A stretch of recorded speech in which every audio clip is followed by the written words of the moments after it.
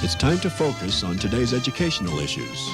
Issues that affect you, your kids, community, and your tax dollars.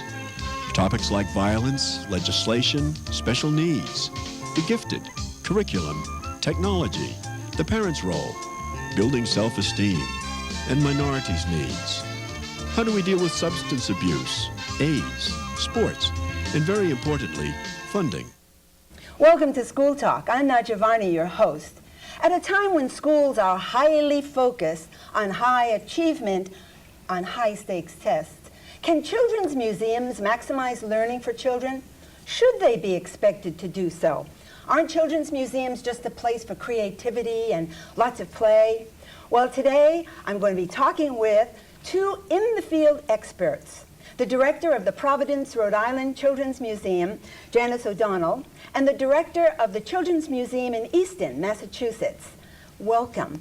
Recently, I've been taking my triplet grandchildren to the museums, children's museums, so I've gotten very excited about this. Believe it or not, in 20 years of School Talk shows, this is the first one on children's museums, so I'm a little late, but I'm very excited about it. So it takes a very special person to teach, but it also takes a very special person to direct a children's museum, to live there and administer it. Can you just tell me briefly what drew you into this? Janice? Yes, I was involved with an alternative school before I got involved with the Children's Museum. And I actually joined the staff of the Children's Museum in Rhode Island 25 years ago this year. Can't believe it. And was on staff for a few years and then became executive director after the original director left, which I've been doing for nearly 20 years. So I think what drew me to children's museums is an innovative approach to education, a child-centered approach to education, a learning by doing approach to education, which I've been committed to for my entire career. The alternative school gave you plenty of resource and experience to get ready for what you do. Yes. Thank you. And Paula, now you didn't start that long ago, did you? Or? Well, the museum's actually been open full-time for 13 years, and I was one of the original founding parents of the museum. And my story was that I was a stay-at-home mom. I had two young children, and I was really motivated to bring my kids out into the world and just, expose them to everything that they could get in terms of learning. They're like little sponges at that age. And I was driving all over the place to find children's museums because I knew that they were a great place, and we needed one in our community. So a group of us were motivated to start it. But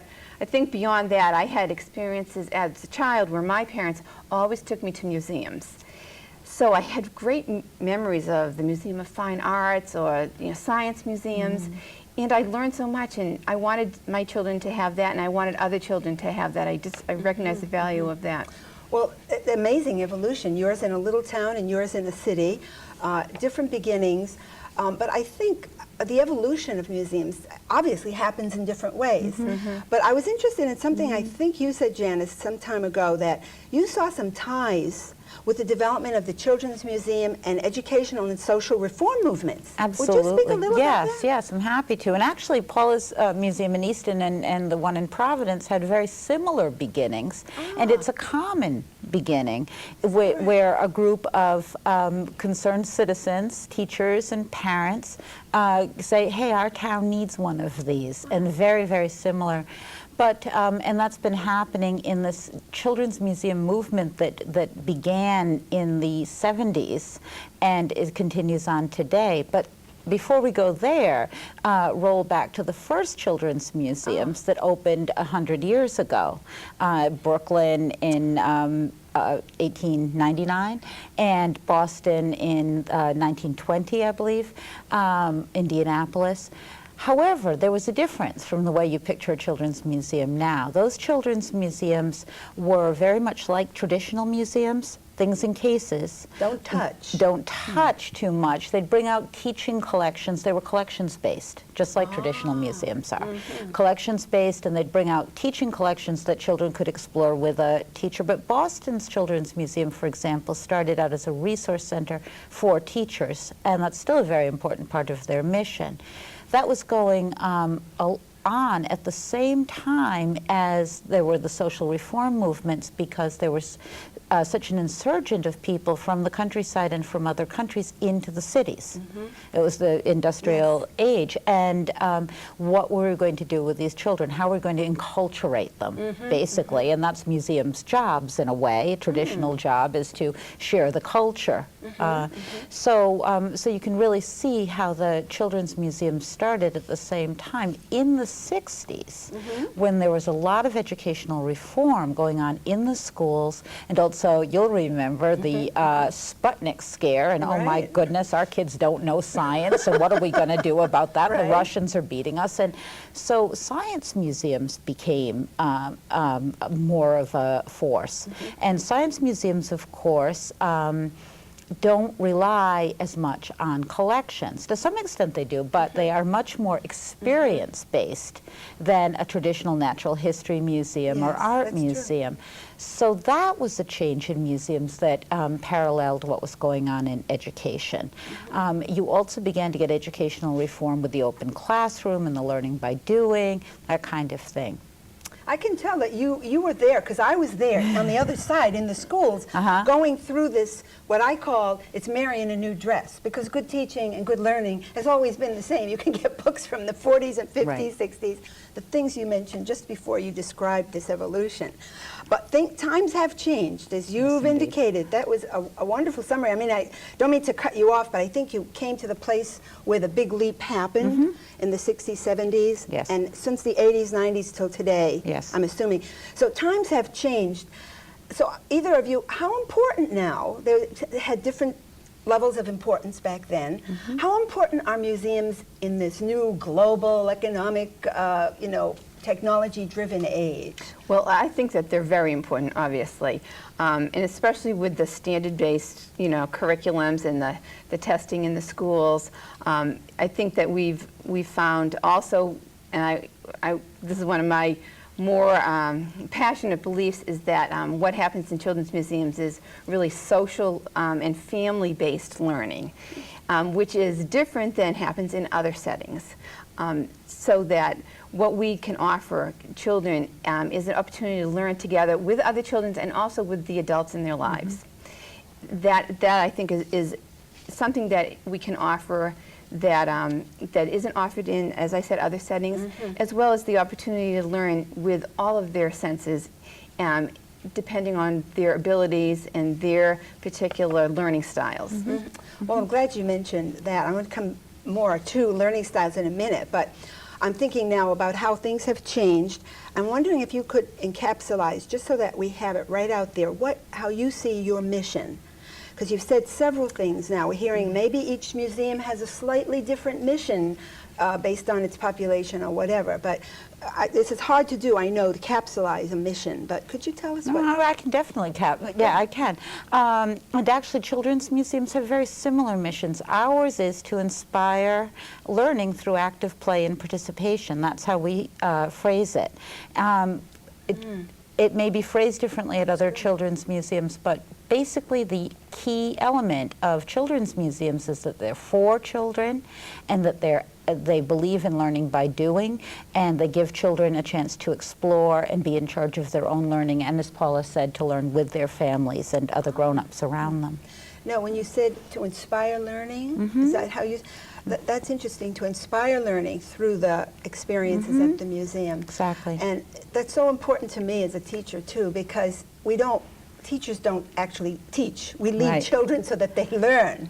But sometimes we forget that. And obviously, the Children's Museum hasn't forgotten it. Did you want to add how you would characterize your mission? Well, I would agree with Janice that most children's museums have a very similar mission. Ours, in a nutshell, is to inspire a lifelong love of learning. And of course, it's always through those active elements, the play, and so forth. But developing lifelong learning and that love of learning is really what is the key to our we want children to understand that they're in charge of their own learning. Isn't that that's a wonderful thing you just said? Because really, just handing out a paper and saying, do this paper because I said you should. How many have you taken tests? I have New York State Regents, and I cannot write the carbon cycle. I cannot do geometry and algebra at the level I was tested at. It's what I decided to really learn that's still with me. I mean, not that I Yes. regret, I'm not putting anything down, but what you said Exactly. is having children take control of their learning. Isn't that when we all really learn? Yes, exactly. Now, you did both allude to the differences, especially, Janice, when you spoke about the history, the collections, and then the hands-on, and so forth.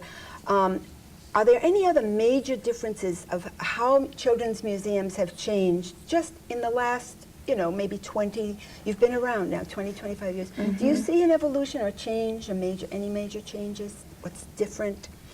And while you're thinking about that, I wonder if you would tack on to that, how they're majorly different, how they're different again, I'm just kind of underscoring what you said earlier, how they're different from other museums. Recently, in Education Week, where was this? In Topeka. There's a new museum that captures the Brown legacy. Brown was the law that outlawed segregated schools. Right. So here's a whole new, it's called The Struggle Continues is their motto.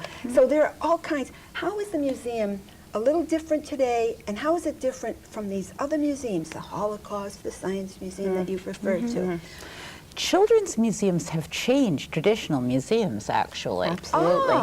What has happened over the past decade, 2 decades, 25 years, is children's museums have become much more professional, much more respected, much more well-known. I mean, I'm an old-timer. 25 years ago, people would say, you know, make the joke about children's museum, is that where they keep children in cases? You know, that was the standard joke. And now people know what children's museums are. They look for them in their communities. So they're much more well-known, better understood, with professional staff and professional exhibit and program techniques. They've really come into their own in the past 20 years. Would you agree with that? I would agree. And I would also add on that in addition to what's our standard learning strategy, which is the open-ended play, I think that the other thing that children's museums recently have started to address is different family and social issues definitely. that we've really been forced to address because of changes in society, because of single-family homes, because of just, you know, kids that are at risk in our cities and so forth. And there's a lot of more social issues that we are developing programs to address those. I know Janice in Providence has done. We do a lot of work with junior volunteers with an age group that's kind of missing the boat. They're not, you know, they're floundering and trying to find themselves. So there's a lot of things like that that I think that children's museums have been asked to step up to the plate. Well, thank you. We're going to take a break, and we'll be right back. But how do we get the children where they're situated where they cannot get very easily to a children's museum? Do children's museums reach out to those children, perhaps in the inner city or in very rural areas? Stay with us. We'll be right back. Everyone has their own idea of a hero. Magic Johnson. Arnold Schwarzenegger. Mr. Neal. My hero, Gloria Stefan. Martin Luther King. Mr. Hope. These are teachers, but to the kids they've reached, they're heroes. They've given them hope. They've given them choices. They've changed their lives. Well, the children are the heroes. The most fulfilling thing is watching a child succeed. I just like to help them make their dreams come true. Teachers have the power to wake up young minds, to be heroes, to make a difference. Reach for that power. Teach. If you want to make an impact on our future, call 1-800-45-TEACH. Mr. Wilkins. Mrs. Eisenhardt. Mr. Adam. Be a teacher. Be a hero. Paula and Janice, I grew up in the Lower East Side of New York. And I went to Cooper Union, I think, Museum with a bunch of kids. We walked down there. And I think my mother took me a few times uptown to the Museum of Art or Science. But we did not have this a lot of access. And even today, I think there are still children who can't easily get to a museum. What are you doing to help those kids? Well, we in Providence work very closely with the inner city communities nearby us, even though they're not far from us geographically, the same as you in the Lower East Side. You could certainly get to the great museums of New York physically, but was that an option for you? Was it part of your family's lifestyle? Maybe not. And the same with some of the kids in the inner city. So we reach out to them very, very purposefully and very directed. We are fortunate to have wonderful AmeriCorps volunteers and have for the past 7 years at the Children's Museum. I may ask you to say, what is AmeriCorps? AmeriCorps is the Domestic Peace Corps program So started our under audience President knows. Clinton. And it's people in service to America as a volunteer Volunteers. for a year. Giving their time, they receive a stipend, but not much. And they're wonderful people, mostly young people, people just out of college or thinking about going to college. And we've had, so what it does is it gives our museum these willing hands. You know how people-intensive working with children is. Absolutely. It's people more than anything. It's the teachers, it's the grown-ups around that really are providing the services. So these young people give us more people, and they go into the inner cities. We work with the Head Start program in Providence in northern Rhode Island. All of the Head Start children come to the museum. We go into their classrooms, and we also provide training opportunities for their teachers and teacher aides. Wonderful. So, and memberships and occasions, events at the museum for their families, for the children's families, because as Paula said, it is family learning that happens at a children's museum. So that's one example of how we reach deep into the lower income community. Isn't that exciting? And it is collaboration, isn't it? It's all We can't all be a little, you know, in our own little turf and stay out. This is my world. Right. How about now in a smaller town? What do you do to include kids that can't get to the museum easily? Well, we are, being a slightly younger museum than Janice's museum, we've really just started working with schools in this last year in that we're now sending staff out to our schools. So that's certainly one way that you can reach more kids than would normally be able to come to you. But we really actively encourage other schools to come to us. So we have, you know, over 100 school groups that would come every year on buses, and that way, you know, they have that experience. In addition, I think that one way we can do it is through partnerships, and we've been partnering with local churches who have programs to bring their kids to us. So there's a variety of ways that you can do it. You are both very creative and constantly thinking people. You have to be. You have to be. Well, you mentioned the schools now, and of course that's very important to this show called School Talk. You mentioned how you're making some connections there. And I'm wondering, does the Children's Museum, I think it does, but I'd like you to speak to it, or how does the Children's Museum supplement and enhance learning that goes on in the school? Janice? Well, I think it supports the learning that goes on in the school, and as you say, adds to. We can provide resources for teachers for new ways to take on a subject. With our school programs, we, and a lot of children's museums do this, we look very carefully. We understand that teachers are up against the standards right now. And what a strange way to phrase that. I was thinking that as you said it, but it's very true. But that's the way it feels, I think, to a lot of teachers. Yes. And so what we do is develop and design our programs for schools, looking at the standards so that we can help them meet those standards.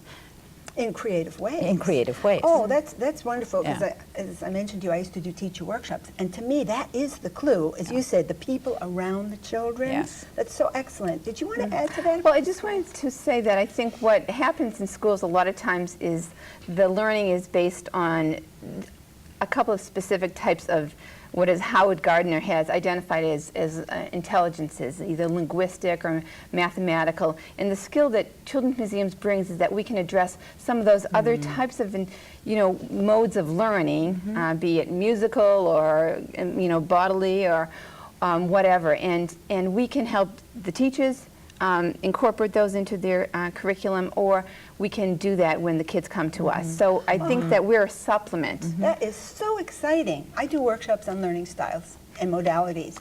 To just hear this flowing out of your mouth like it's such a normal, natural thing. Well, because Gardner's intelligence is a little different, but still. So would you speak a little more to that? You know, the auditory, the visual, the kinesthetic, tactile, all the children who learn, the reflective child and the, you know, spontaneous child, all the, how, could you speak a little bit to how the museum uses that as an entree into learning? When we're designing exhibits, we look at them as having multiple entry points, and I mean that both physically and mentally, emotionally. So it might be pretend play for some children. A child may walk into our exhibit about colonial Rhode Island, for example, and put on the pilgrim costume and pretend to and do that kind of thing. Another may stop to read the Pilgrim Girls journal and take in information like that. Another may listen to the taped voice of the pilgrim child. Another may climb on the cow. Yes, that huge cow. The huge wooden cow. I wanted to get on, but I thought I'd better not. But they're all having some kind of very meaningful experience. Our geometry exhibit is a perfect example of that. Geometry, oh, I did not like math. I do now.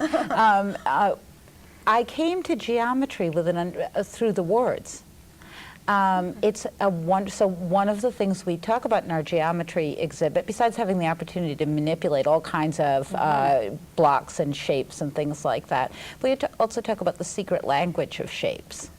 You know, so what is a dodecahedron? Well, if you know that dodeca is 12 and hedron means face, you know it's a 12-faced shape. Yes. Well, I think I'm learning something myself. So it's another way there are various ways to learn all of this. And at your museum, did you want to add to that? Well, I would just add that in addition, I think that pacing is different at a children's museum than it can be in another setting. Because a child can stay at one thing that just fascinates them until they've exhausted it. Or they can go from spot to spot, and they're doing it at their own pace. So that's where I think that you develop that passion, because you're allowed to explore it as quickly or as slowly as you want. You're speaking to, again, the modality, the tempo of how a child or any human being learns, how we pick our shoes, how we shop. We all have a certain style. And not that we can't cope with other things, but thank you for doing that for children and for their parents. Several times now you've mentioned the family and parents and bringing even from Head Start, their family. But right now, so many parents, especially in communities where kids can't get to museums, they're holding, I saw a cartoon, they said, oh yeah, there are a lot new jobs, and one fellow looked up and said, yeah, I've got 3 of them. So, you know, people are working long hours away from home just to make ends meet. Now, why the emphasis then on family? Maybe this is why your emphasis, but how does this all work when you can't get to these parents? Well, we can, and we do. For one thing, children's museums are open and available at times when parents are available, or open on Friday evenings, we're open on weekends. You know, we're open, of course, every day as well, every weekday. But it's more important than ever that parents and children spend the little time they have together in quality experiences. There is something wonderful that happens at a children's museum, as you know from visiting with your grandchildren, where you're together, but you're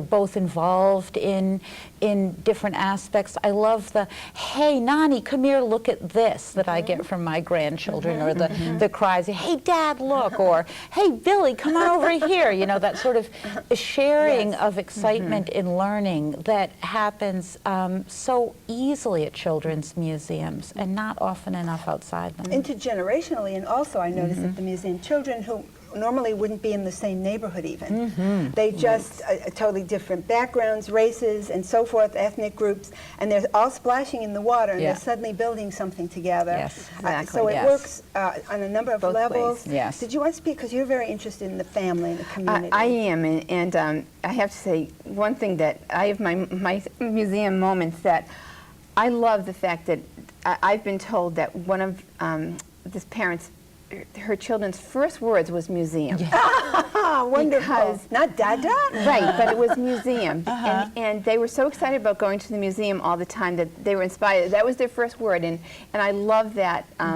It inspires me that we hopefully are raising a generation of children that are not intimidated by museums, and that will then go from the Children's Museum onto the Art Museum, onto the History Museum, and take with them their families. And with all the computer aid to learning, my son just put World Book. And I thought, well, you know, you can just read text. Not so. You snap on and you see moving things, giraffes, and if you want to learn about it, you snap on it. So I think the Children's Museum will inspire the interest. Yes. As they get to the computer, the parents know what to put on there. Right. I like that World Book. I'm telling you, I was quite amazed. We put it on so my grandchildren eventually will have access to it as well. But would you talk just briefly, we only have about maybe almost 2 minutes left, about a community problem or issue that you deal with in the museum? Now, I've seen that. Could you just very briefly tell me about one? I'll tell you about one. We have a partnership with the Child Welfare Department, Department of Children, Youth and Families, where parents and children who are separated, children have been removed from the home because of abuse or neglect or the danger of, while the parent is becoming getting the help she needs, perhaps drug counseling or something. The child is living in foster care, and the parent and child need to visit with each other. It's so important. Isn't that something? Yeah, for the past 15 years, we've been conducting the visits at the Children's Museum. Amazing. And all of the things we just talked about what a positive, important shared learning experience that children's museums provide, who needs it more than those families? Thank you both so much. Believe it or not, our time has disappeared. Maybe we'll have you come back again, or maybe we can arrange to come to the museum. Wouldn't that be exciting? We would love that. Show? Yes. So thank you very much, You're Paul so welcome. Peterson and Janice O'Donnell. Thank you. In closing, there's a major conference by the Association of Children's Museums, and they entitle it Interactivity 2004. And their brochure in part says, now more than ever, children's museums and other outlets for play and creativity are crucial to ensuring that every child has a chance to thrive in school and in life, end quote. I call that expansive, creative school talk. Join the discussion. Send your comments to schooltalk@bridgew.edu.